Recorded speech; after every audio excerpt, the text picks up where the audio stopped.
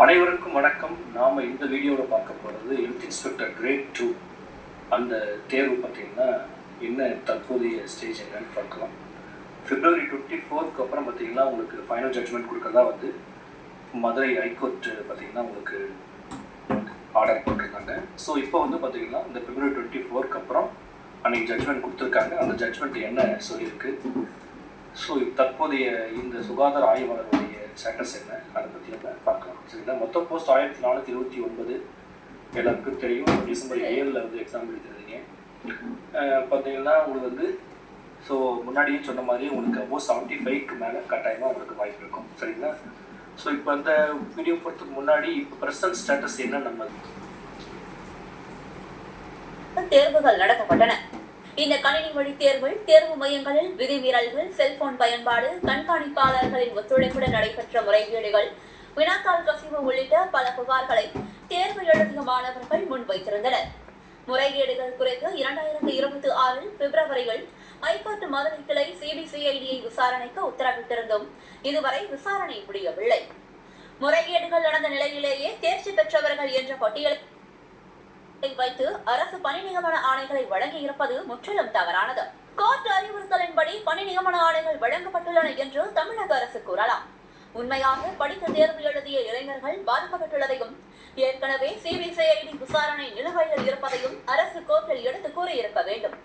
தேர்வில் முறைகேடுகள் நடந்துள்ள சூழலில் பணி நியமன ஆணை வழங்குவது நேர்மையாக தேர்வு எழுதிய இளைஞர்களுக்கு செய்யும் துரோகம் என்பதை தாவிக அரசு உணர வேண்டும்.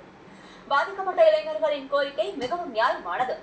அவர்களுக்கு நீதி கிடைக்க வேண்டுமெனில் அனைத்து தேர்வு மையங்களிலும் சிசிடிவிகளையும் ஆய்வு செய்து கடும் நடவடிக்கை எடுக்க வேண்டும்.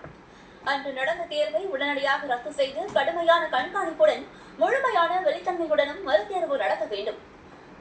அரசு வேலைவாய்ப்பில் தகுதியும் நேர்மையும் மட்டுமே முதன்மையானது. முறைகேடுகளுக்கு ஒருபோதும் இடமளிக்க கூடாது எனவும் அண்ணாமலை கூறியுள்ளார். சரிங்களா, அப்போ சுகாதார ஆய்வாளர் தேர்வு ஏன்னா 1429 பணியிடங்களுக்கான சுகாதார ஆய்வாளர் தேர்வு வந்து பார்த்திங்கன்னா அப்பாயின்மெண்ட் கொடுக்க போகிறாங்க. ஸோ ஆனால் அதை வந்து பார்த்திங்கன்னா கொடுக்குறது தப்புன்னு சொல்லி சமூக ஆர்வலர்லாம் சொல்லிட்டு வராங்க. சரிங்களா, ஸோ அதில் வந்து என்ன சொல்லியிருக்கேன்னா வந்து நம்ம ஹைகோர்ட் என்ன சொல்லியிருக்காங்கன்னா 1429 போஸ்ட்டில் ஃபிசிக்கலி சேலஞ்சர்ஸ் இருக்காங்க இல்லையா, அந்த ஃபிசிக்கலி சேலஞ்சர்ஸ் வந்து பார்த்திங்கன்னா ஒரு 28 பேரில் வந்து 3 பேர் மட்டும்தான் வந்து செலக்ட் ஆகிறதாகவும் 25 பேருக்கு வந்து எலிஜிபிள், அதாவது 25 பேர் வந்து தொடர் ரிசர்வேஷனில் வரலன்னு சொல்கிறதாகவும் அந்த 25 போஸ்ட்டு மட்டும். அது இல்லாமல் இதில் பார்த்திங்கன்னா மொத்தம் 47 போஸ்ட் வந்து அந்த அதாவது ஹெல்த் இன்ஸ்பெக்டர் கோர்ஸ் வந்து 2 வருஷம் படிக்கணும். இதில் மதுரை காமராஜர் இன்னொரு யூனிவர்சிட்டி 2 யூனிவர்சிட்டியில் வந்து பார்த்திங்கன்னா 47 பேர் வந்து படித்து 1 இயர் கோர்ஸ் படித்து எக்ஸாம் எழுதியிருக்காங்க. அதையும் அவங்க பாஸ் பண்ணியிருக்காங்க.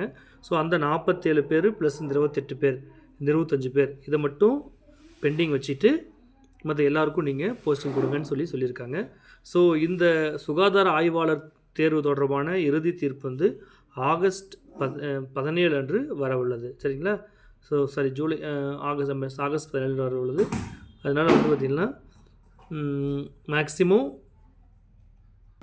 ஸோ அதனால் 1429 போஸ்ட்டில் இந்த 47 + 25 இதை மட்டும் பெண்டிங் வச்சுட்டு மற்றவங்களுக்கு ஆர்டர் வந்து கொடுக்க போகிறாங்க. சரிங்களா, ஒரு பக்கம் ஆர்டர் கொடுக்குறாங்க, இன்னொரு பக்கம் ஹெல்த் இன்ஸ்பெக்டர் எக்ஸாம் வந்து பார்த்திங்கன்னா தேர்வு வந்து முறைப்படி நடக்கலன்னு சொல்லியிருக்காங்க. சரிங்களா, ஸோ எதுவாக இருந்தாலும் வெற்றி பெற்றவர்களுக்கு வாழ்த்துக்கள், வெற்றி பெறாமல் முயற்சி செய்வர்களுக்கும் வாழ்த்துக்கள். ஓகேங்களா, அடுத்த எக்ஸாமுக்கு எதுவும் கேஸை பற்றி நீங்கள் அப்டேட் பார்க்காம அடுத்த எக்ஸாமுக்கு நீங்கள் படிங்க. All the very best. Thank you.